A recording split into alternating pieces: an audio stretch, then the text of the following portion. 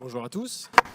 Hello, everyone. Again, thank you so much for being here and for attending this roundtable on data collaboration.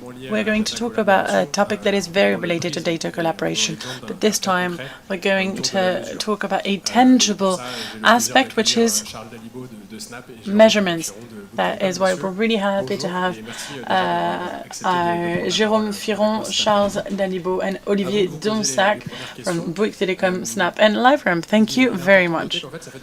We're happy to note that for the past few years at LiveRamp, we've been able to work with operators, including Bouygues Telecom, on TV-related topics. So segmented TV, which we've been talking about a lot these past few years, but also to the use of exposure data, so Wi-Fi box derived data. And a lot of questions that we get is, most of the question that we get is it possible to reconcile TV exposure data to other data? Yes. And we have a very tangible example to show you. Charles, Snap has been an initiative of different studies. Could you please introduce yourself and then tell us a little bit more about the scope of this study? Hello, my name is Charles Dalibot. For the past 5 years I've been working for Snapchat, and I'm in charge of the mass consumption and beauty team. The reason I'm here today is to share the results of a survey that we conducted with Coca-Cola for two of their brands, Coca-Cola and Sprite. And for the very first time, the scope of this study was to measure the impact of sales, in-store sales, with a campaign that was only on Snapchat and on TV.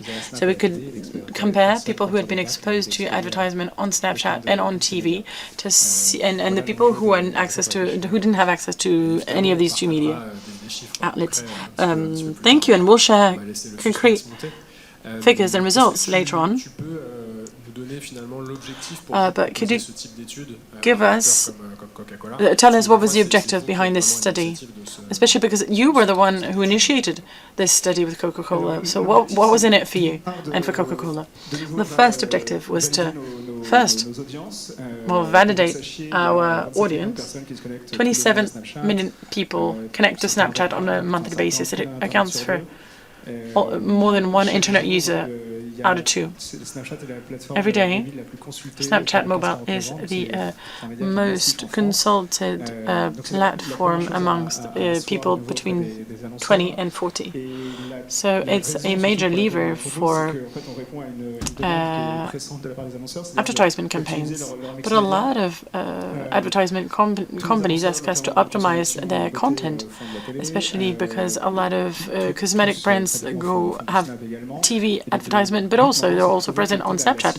Now, we wanted to simply showcase the synergy between these two media outlets and how could we optimize these different campaigns and what was the synergies between these two mediums. So that's why we decided to have this study, and that's the first time that we could prove it thanks to Bouygues data and LiveRamp's technology. Thank you. Was this something that you'd done in the past before that? And what were the main KPIs that you wanted to push forward with this study? Is this something that you discuss ahead of time with the brand, or is this more of a reflection that you have in LiveRamp with the people who are in charge of these studies? Oh, it's a discussion that we have with the LiveRamp teams. But again, we want to be able to meet the needs of our advertisement companies. But that was the first time that we were putting this into place with Coca-Cola, this type of study. I forget the rest of the question, I'm sorry. Yes, the KPIs, yes. Okay, well, for the main KPIs, historically, we always had this idea of complementarity across different media. We had been able to prove in the past the reach complementarity between TV and Snapchat, but what we wanted was to show the synergies in terms of sales, to show that when a campaign, if someone is exposed to an advertisement on TV and on Snapchat, how was that person going to react compared to someone who had only been exposed to an advertisement on Snapchat or on TV. That was the main challenge. As for the KPIs, it's very easy. We wanted to calculate the return on investment and compared to sales. So new buyers, general buyers, the fact that the cart value was increased, frequency of purchase following exposure to the advertisement. Thank you very much, Jérôme. What about you? Could you tell us a little bit more about the role of Bouygues Telecom on this type of analysis? And could you first introduce yourself? Yeah, basically you want me to tell you why I'm here. Hello everyone. Hello Olivier. Why is Bouygues Telecom here? Especially when we're talking about Snapchat, Coca-Cola, why are we here? Well, we've been partners with LiveRamp since 2019, April 9th, 2019. And then 3 amendments later, we're still here, we're still a partner of LiveRamp. Why? It's quite easy, actually. When you want to cross data, when you go quite far in depth, when you look for the cherry Coke drinker who watched the ad between 3 p.m. and 3:40, you have a lot of data. You need to go in depth. There are people who love to have meetings with DPOs at 8 p.m., but there are not many operators that do that. There are only 3 actually, and I loved this afternoon because we talk about telecommunication operators a lot today. We used to be seen as people from the 90s, 80s, but right now we're seen as a major added value operator. We don't hide people's identities. We install Wi-Fi modems in people's home. We know where people are. We have people's phone number and people's addresses, so we have a initial matching rate around 80%, and then you cross data, and then that's how you have highly performing campaigns. And I remember that Guillaume told us at Paris 2024, they were constantly with CNIL, so information and data protection organizations, but we're the same. We have a lot of different organizations that are constantly in our back. So let me tell you that we have data scientists that are working on every set of data that we have, and everything's in order. Operator data is really crucial, regardless of the sector that you are working in. Thank you. Well, we understand your positioning, and we understand that you have a major role to play when it comes to data collaboration, because here we're talking about social network, TV, and data collection and collaboration for a third party, a third company. So before we look into the figures, could you tell us a little bit more, Jérôme? Because we know that for the past few years, telecommunication operators have been confronted to the issue of segmented TV. Could you tell us more? Well, segmented TV is something that is very technically difficult. So it's a spot to spot. It's a standard. It's a very French thing. It's a very French issue. But we have a technical maturity now, so everything's going well. We do a lot of replacements per day, but I can tell you that 1 out of 4 homes in France, so 6.7 million homes, are eligible to segmented TV. Around 1,500 campaigns from 700 different brands, retail, automotive, food, retail, and others. So the main request that we get is geo-tracking with data. So that's the main request that we get. And everything's going well. And this year, hopefully, we're going to go even further. So beyond replacement we're going to try and have high-value data scenarios, and we want to be able to have onboard third-party, first-party, second-party data. That's exactly what we're talking about. We want to be able to offer high-value data scenarios to different companies. I know that large companies such as Coca-Cola, we already have a major exposure on TV. So why are they using Snapchat? Is it complementary to TV advertisement? Well, the first answer, Snapchat's positioning has a different audience, 27,000 people every month. We're really well known, between 15 and 34. That's the main category of age that we have, but also 35, 49 years old. We're also really like Snapchat. People spend around 30 to 45 minutes on the app a day, so that's a lot of time, and it's enough time for brands to offer exposure to people. Now, when it comes to TV, it's very we have great complementarity. Why? As I was saying earlier, in terms of the audience, we conducted a recent study where the media planning tools of Ipsos, between 25 and 34 years old, you only need 300,000 euros to be able to reach have a complementarity of 40% with a TV ad campaign. As for people between 25 and 49, we assessed that with 20% of the TV budget, we are able to balance out the targets. So potentially we'll have the same amount of people across the different categories of age that will be exposed. So this complementarity is really important with Snapchat, especially because we're a mobile offer, and it's a great complement to mass exposure on TV. Also, what's interesting for these large companies is that they can reach out to people in another way. Snapchat is a visual messaging tool. It's with a lot of engagement. Like I said, people spend almost 45 minutes on this app per day. So there's incredible interaction, especially with their enhanced reality feature with Coca-Cola. They like to become the hero of a Marvel movie. It's great. People spend a lot of time on it, and then they can share it to people with a private message. So that's where people can interact with the brands, and the brands can interact with people, with Snapchat users, which is more difficult on TV. Through a creative tool, so enhanced reality, brands can simply include themselves in people's interaction. So again, complementarity of audience, complementarity of interactions, and again, it's a different tool that they're using. And what the study shows is, or tries to show, is that there's an exponential synergy in terms of sales, and that's exactly what we've been able to showcase through this campaign, which is, and more specifically, the fact that when we measure the sales of people exposed to both media outlets, the sales are better than if people are only exposed to one or the other.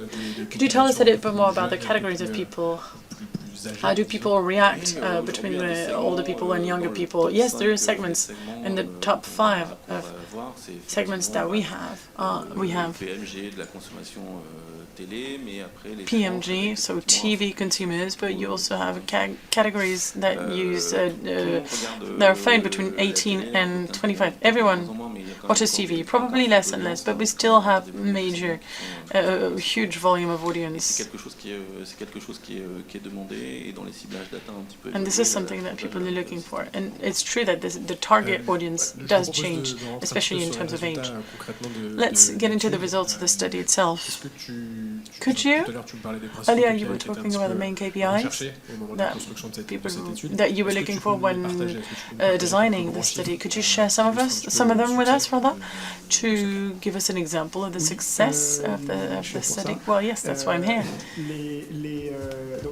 So, what we saw is that when we look at card owners exposed to snaps and the ones that are not, we have an increase of 2% of sales following the exposure. And the synergy is really interesting when we look at people who are exposed to Snap and TV, and we compare to people who haven't been exposed to anything, it's plus 5.2%. As for the return on investment is 3.3 euro per €1 invested in sell-out for people who are exposed only to Snapchat.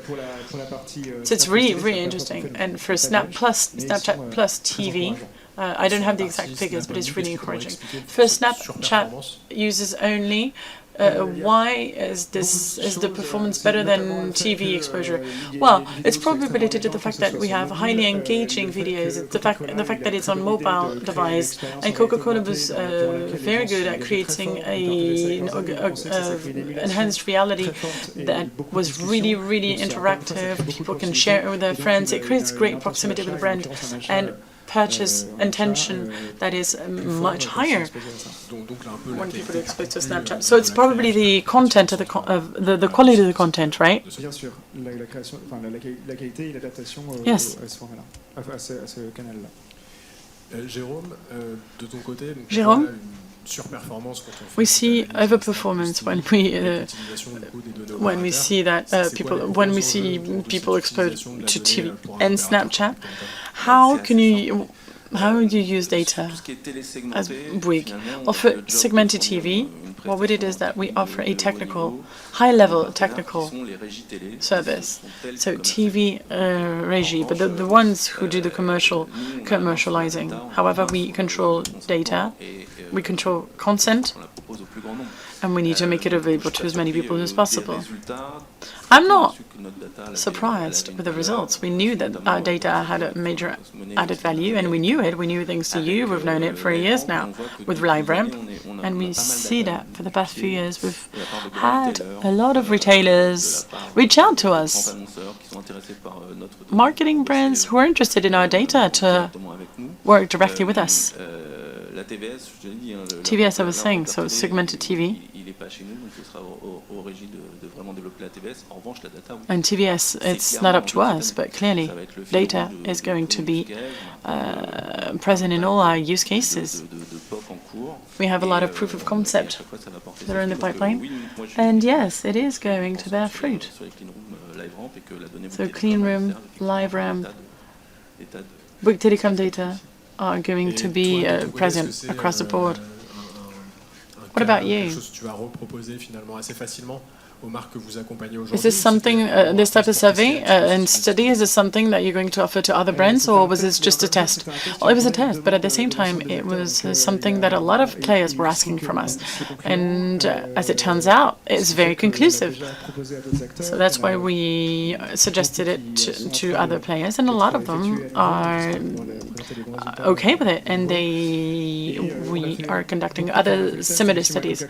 So we started with Coca-Cola, so FMCG sector, but we also have retail that is going to be able to use it for, again, to test complementarity in terms of sales, depending on the channel, and media.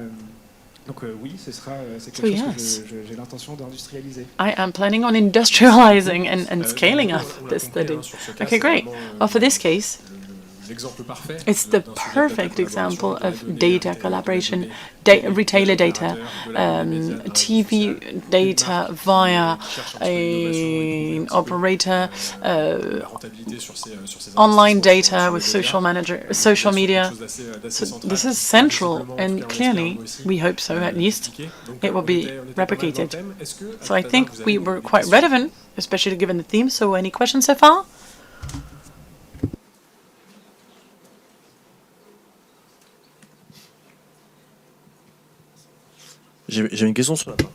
One question on the measurement on sell-out for Coca-Cola. What brand did you use? It was Carrefour data that we used. I have an additional question on the targeting. You might have mentioned it, I missed it, but what was the targeting for Snapchat and TV? Were it the same people? Was it previous buyers of the brand? Who were the target audience? It was not segmented TV campaigns. It was a traditional campaign for Coca-Cola. So the approach is slightly different, that's true. And the results of the survey, because for Snapchat, and I'll let Charles add to the targeting on Snapchat, there was mass media on the one hand for TV and targeting strategy on Snapchat. The strategy is slightly different. For millennials and Gen Z, so between 16 and 29 years old for Snapchat, that was the target. So why did you not target categories of people in segmented TV? So why did you not do that? Why did you keep it really broad on the one hand while having a major target on the other side? Well, that's a question that you should ask Coca-Cola. Unfortunately, they're not here. But that's probably the next step, to try and see if we can use similar targets for TV and Snapchat or other media that can be used. But I'm sure that this is something that they're already looking into. But at least I know that this is something that is made possible through segmented TV and the use of third-party data and the matching that we have already with different operators. It would have been ideal for me. We would have been present upstream, downstream, everywhere, across the board. Next time, hopefully. Any other questions so far? No? Well, great. Well, thank you. Thank you.